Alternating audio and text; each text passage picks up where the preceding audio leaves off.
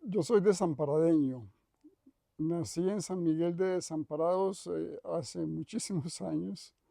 Me crié en Higuito de Desamparados y San Miguel en una época en que era tal la diferencia con lo que es ahora, que me viene a la mente la famosa frase de Borges cuando dice que él nació en una ciudad que también se llamaba Buenos Aires. Yo nací en un país que también se llamaba Costa Rica, lleno de vida, con muy poca gente y donde había que trabajar muchísimo porque de otra manera no se tenía comida. Soy de campo y me crié yendo al potrero a recoger las vacas antes de ir a la escuela de Higuito y trabajando mucho en los cafetales, eh, no solamente recogiendo café, sino también midiendo y pagando a personas que vendían el café. Estudié en los primeros años de la escuela en Higuito, los últimos dos en Desamparados, en la escuela García Monge, y la secundaria la hice en el Colegio Los Ángeles, aquí en San José. En la secundaria tuve un profesor de matemáticas casi todos los 5 años de secundaria. Excelente profesor de apellido Lluvere y también un profesor muy bueno de biología, son los que mejor recuerdo. Me gustó mucho la matemática pero también la filosofía. Encontré que la lógica era como el campo en que se encontraban ambas y por eso buena parte de mi vida lo he dedicado a la lógica simbólica, también llamada como lógica matemática.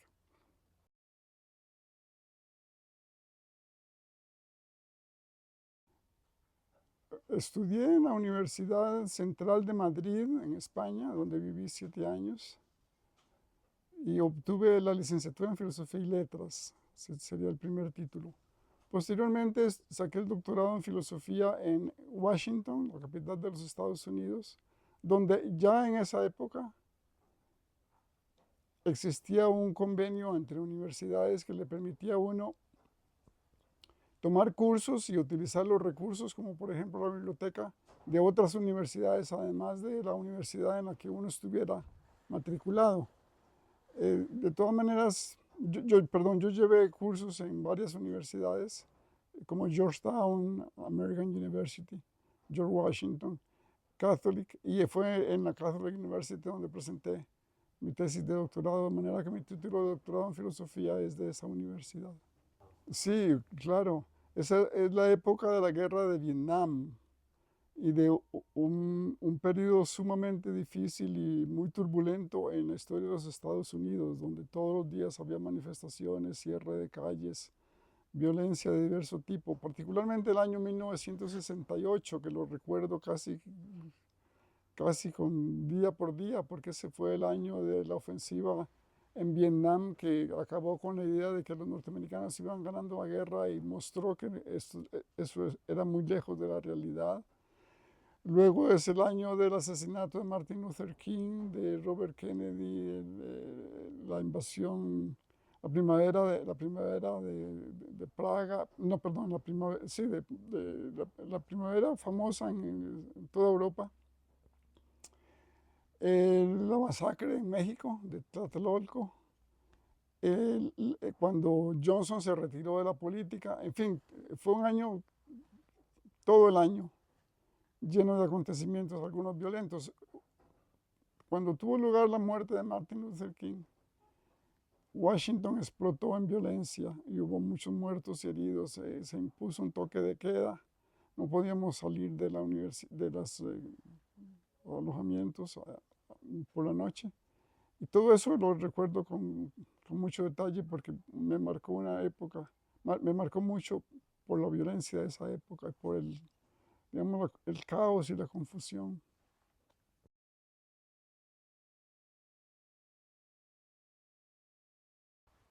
Me contrató la Universidad de Costa Rica en estudios generales 1972. Empecé dando clases de filosofía en estudios generales en la sede Rodrigo Facio, pero muy pronto me vinculé también con lo que entonces se llamaba el Centro Regional de San Ramón, ahora sede de Occidente, donde también di clases de filosofía y enseguida también con la Escuela de Filosofía, donde di un curso. El primer curso que di en la Escuela de Filosofía fue un seminario sobre filosofía analítica y también fue el último que di un poco antes de pensionarme, 30 años después. Siempre trabajé en el área de lógica y epistemología. Me interesaba no solamente la lógica, la ciencia, la filosofía de la ciencia y de la tecnología, sino también el tema del desarrollo y la aplicación de la ciencia y de la tecnología al desarrollo.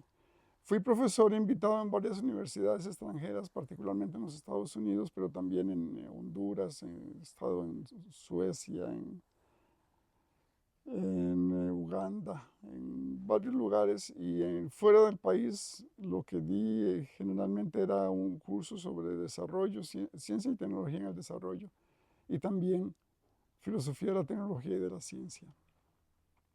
Al mismo tiempo, ocupé puestos administrativos docentes.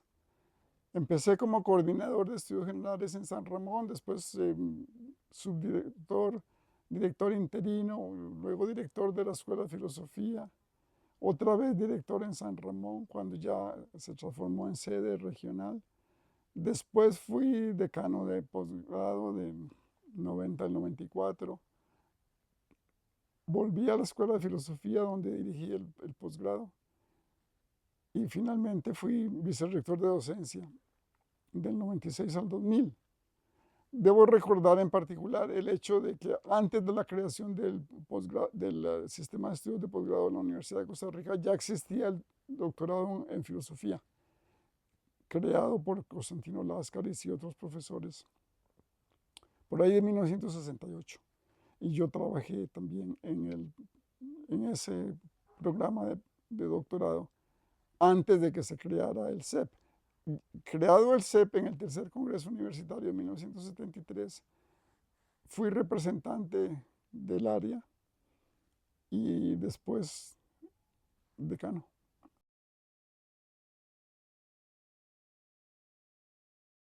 De los numerosos puestos administrativos docentes que tuve, es el que recuerdo con más tranquilidad y que me pareció el más académico de todos los puestos, el que me daba más satisfacciones personales porque, digamos, el nivel de conflictividad que podría haber era más bien bajo y era más bien en relación con asuntos académicos, no tanto personales.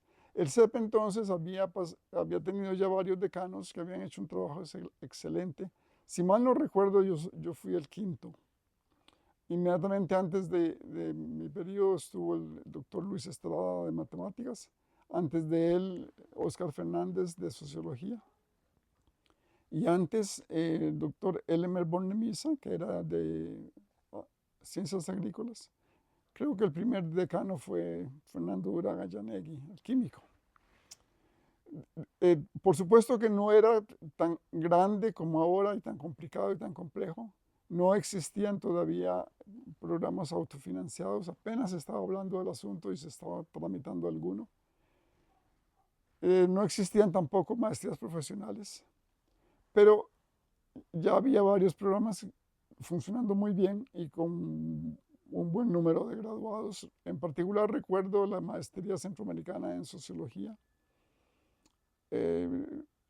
biología, matemáticas, historia, ciencias agrícolas y las especialidades médicas que se habían conectado con la Universidad de Costa Rica un poco antes con la creación del CENDEIS como contraparte en el Seguro Social.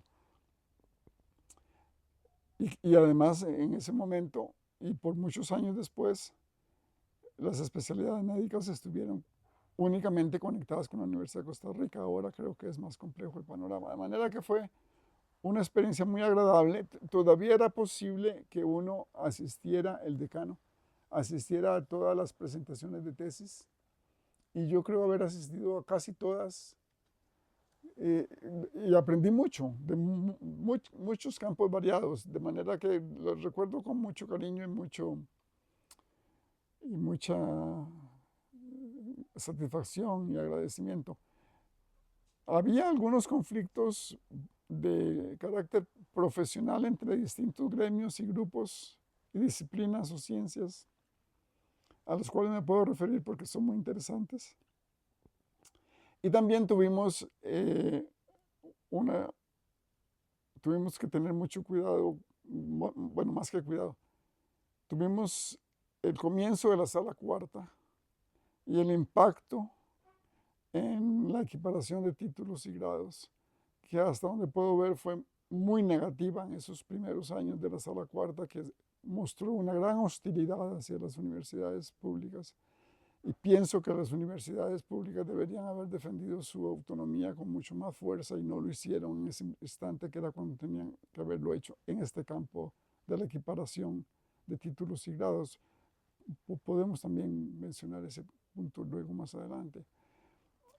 Con relación a lo que primero mencioné, los conflictos de competencias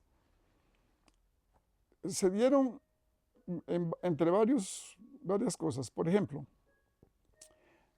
empezó entonces, y lo apoyé con mucho entusiasmo, la especialidad en geriatría, entre las especialidades médicas, geriatría y gerontología. Enseguida me di cuenta de que había allí cierto campo de discrepancia entre especialidades médicas por un lado y ciencias sociales por el otro. Porque mientras que para los médicos geriatría y gerontología ambas eran especialidades médicas, en cambio para los sociólogos geriatría era una especialidad médica, pero gerontología una especialidad de sociología. Y de hecho algunas universidades como la Universidad de Kansas, donde fueron a estudiar algunos de Costa Rica, tenía un programa de gerontología que era parte de sociología, que sería el estudio de las características de la población de adultos mayores. Ese programa ahora, como especialidad médica, tiene una gran vitalidad y ha tenido un impacto muy fuerte en las orientaciones de la atención médica en el país, y además ha logrado que geriatría sea uno de los cursos que se reciben ya para la licenciatura en la Universidad de Costa Rica, cosa que no ocurre con otras universidades. Por otra parte, los sociólogos tienen un programa de gerontología, que para diferenciarlos a veces se llama gerontología social, pero no tiene ninguna relación. Y se remonta a una discrepancia en cuanto al enfoque. Otro ejemplo es geología e ingeniería civil. Otro de los programas que más apoyé fue el de la maestría en geología, que tenía muy buen apoyo también de una universidad canadiense. Cuando estaba todo listo para empezar el programa, los ingenieros civiles pidieron al Consejo Universitario que se impidiera el inicio de la maestría en geología porque consideraban que los geólogos estaban invadiendo su campo profesional. No se les hizo caso y bueno, se llegó a un acuerdo así un poco curioso, un poquito caricaturesco, de que hasta, digamos, por debajo del suelo es competencia de los geólogos y de allí para arriba de los ingenieros civiles. Pero no fue fácil. Y podría citar dos o tres más. Bueno, incluso dentro de las especialidades médicas también había algunas discrepancias. Recuerdo una en particular que se llamaba cirugía torácica no cardiovascular. Tiene un nombre largo. Promovida por los médicos del Hospital San Juan de Dios, que los médicos del Hospital México decían que era imposible, que cómo van a abrir el tórax sin tener que ver con el sistema cardiovascular, el corazón, que esa especialidad era una amenaza. Bueno, sí, existe, ¿verdad? Prevalecieron los que decían que se podía. Ese tipo de conflictos más bien académicos me interesó mucho. Nada más el último voy a mencionar. En aquella época se veía que las especialidades, algunas especialidades y maestrías podían tener algún impacto en algo que tiene un mercado de muchos millones de dólares, que es el mercado de los cosméticos, que es uno de los mercados más grandes, creo que tan grande como el de las armas o el del narcotráfico. Entonces, tres campos diferentes de la ciencia se interesaron porque vieron que podían hacer de dinero. química, ingeniería química y farmacia. Normalmente uno pensaría que química es un campo de ciencias básicas, ingeniería química es una ingeniería, es aplicación, y que farmacia tiene que ver con medicinas y médicos y hospitales. Pero resulta que los químicos presentaron un programa de química industrial. Y los farmacéuticos sacaron de la manga, creo que con buenas razones, el hecho de que muchos productos químicos entran en contacto con el cuerpo humano y que por consiguiente tienen impacto en la salud y que es por consiguiente un asunto también de ciencias de la salud, particularmente de farmacia. Sin embargo, cuesta mucho separar conceptualmente ingeniería química, química industrial y farmacia industrial, porque las tres como que compiten en los mismos campos. Bueno, eso fue el asunto con el que tuve que ver también algo. Varios programas muy exitosos. A mí me alegra muchísimo haber tenido la oportunidad de colaborar para que saliera adelante geriatría y gerontología, el doctorado en educación, geología, el doctorado en filosofía que se aprobó, pues, creo que posteriormente a mí. Ya existía antes, pero fuera del sistema de estudios de posgrado. Quedó en suspenso cuando se creó el sistema en el tercer congreso universitario, pero se volvió a abrir. Programas que han tenido éxito, sería el principal legado. Por ejemplo, el doctorado en educación que me tocó tramitar. Es uno de los mejores que he visto yo en las universidades que conozco. Y me alegra mucho el éxito que han tenido. Por ejemplo, también el programa de evaluación en proyectos de ciencias sociales. La gente de historia que ha hecho un trabajo muy bueno en posgrado y otros programas por el estilo.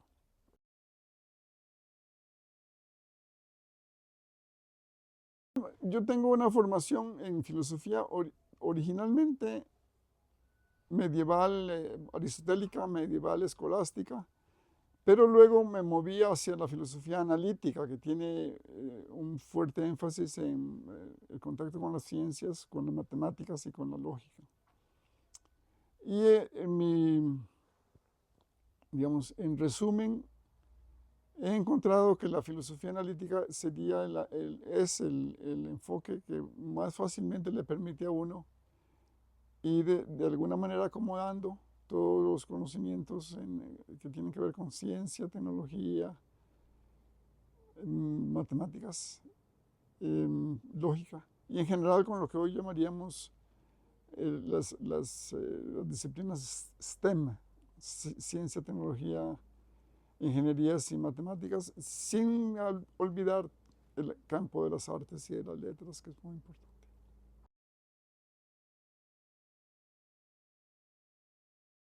Racionalidad, o sea, la coherencia, la consistencia, el evitar contradicciones, la transparencia intelectual, en primer lugar, y después moral.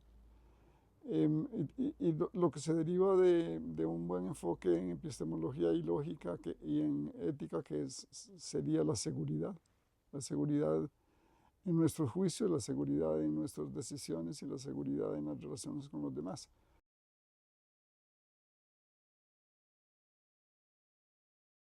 Bueno, son varios y han evolucionado a lo largo del tiempo. Por ejemplo, me gusta coleccionar cosas extrañas. Y como he viajado mucho, pues tengo unas cuantas cosas curiosas. Y generalmente cuando viajo, siempre me tomo un rato para darme una vuelta por las ciudades, sobre todo en las plazas, lugares donde hay mucha gente, porque venden cosas curiosas. Entonces tengo una cierta colección de cosas curiosas, ¿verdad? Me gusta mucho la música, escuchar música. Pienso que hubiera deseado llegar a tocar un instrumento, pero no se dio el caso, pero me gusta mucho la música particularmente. Aparte de los grandes, Bach, Mozart, Beethoven, Tchaikovsky, Wagner. Me gustan mucho algunos autores poco conocidos como Albinoni o Boccherini, que compusieron cosas bellísimas y poco apreciadas o poco conocidas actualmente. Ahora que estoy pensionado, le dedico mucho rato a la jardinería, a cuidar las matas y tengo bastante campo para hacerlo. Más ya hablando de libros, aparte de la filosofía, particularmente la que tiene que ver con la analítica, siempre me ha llamado la atención una épocas históricas, la historia, pero de dos épocas en particular, el siglo XIV y el periodo que va de la Primera Guerra Mundial a la Segunda Guerra, particularmente la Segunda Guerra y la Guerra Civil Española, que es su preludio. El siglo XIV, sobre el cual tengo varios libros, porque fue un siglo sumamente calamitoso, extraordinariamente calamitoso. Es el siglo de la peste negra, que asoló buena parte de Europa y Asia. Fue tal vez la tragedia más extraordinaria que se conoce en cuanto al número de muertos. La guerra de los 100 años, que también tiene lugar en realidad duró más de 100 años, la guerra de los 100 años, pero abarca el 14 y buena parte del 15, que es conflicto interminable entre Francia y Inglaterra, algunas veces con otros actores. De manera que sobre el siglo XIV he leído mucho y visto películas y documentales, etc. Y luego ese periodo que va de finales de la Primera Guerra a la Segunda, sobre lo cual tema sobre el cual tengo mucho material y que siempre me ha llamado mucho la atención. A estas alturas de la vida, eh, buena parte de mi lucha es mantenerme bien haciendo cosas que he hecho toda la vida y que me gustan mucho hacer. Por ejemplo, es curioso, pero yo aprendí a manejar muy pequeño. Mi padre tenía fincas y en la finca había un jeep, aquellos jeeps Willys, que parecían los de la Segunda Guerra Mundial, que tenían solo 3 marchas, y aprendí en uno de esos y trabajaba en las fincas con sin licencia, porque ni siquiera tenía edad para la licencia. Cuando uno llega a más de 80 años, conservar esas habilidades me parece muy importante y por consiguiente yo tomo muy en serio manejar con cuidado y mantener el vehículo en buenas condiciones, etc. Siempre me ha gustado mucho arreglar cosas, dar mantenimiento a cosas. Y ahora que tengo tiempo, pues me gusta mucho cuando algo se descompone porque puedo arreglarlo. Bueno, puedo arreglarlo. Eh, Hace años tomamos varios profesores de la universidad un curso en el INA sobre mecánica de carros. Bueno, los carros de ahora son muy diferentes, pero los de antes era tan sencillo arreglarlos cuando se descomponían, pero los de ahora son casi todo piezas electrónicas que más bien se quitan o se ponen. Pero digamos que si algo se descompone no me detiene en la vida ese problema.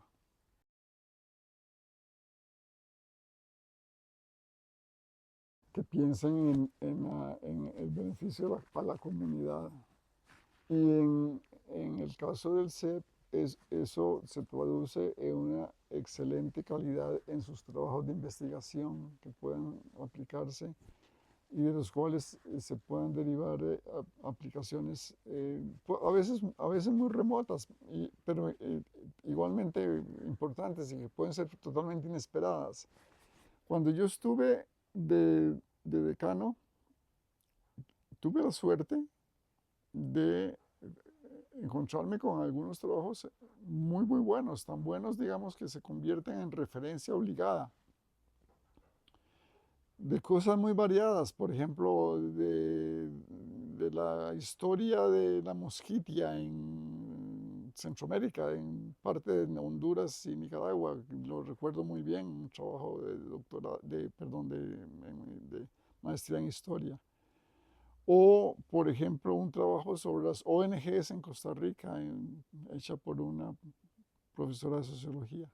También los recuerdo, o sea, obras tan buenas, con tanta calidad que se convierten en referencia y que dan un gran aporte cuando uno quiere saber sobre esos temas. No es que el estudiante de posgrado tenga que hacer todo en la práctica y olvidarse de la teoría. Al revés, hay pocas cosas tan prácticas como una buena teoría. Ese sería mi mensaje.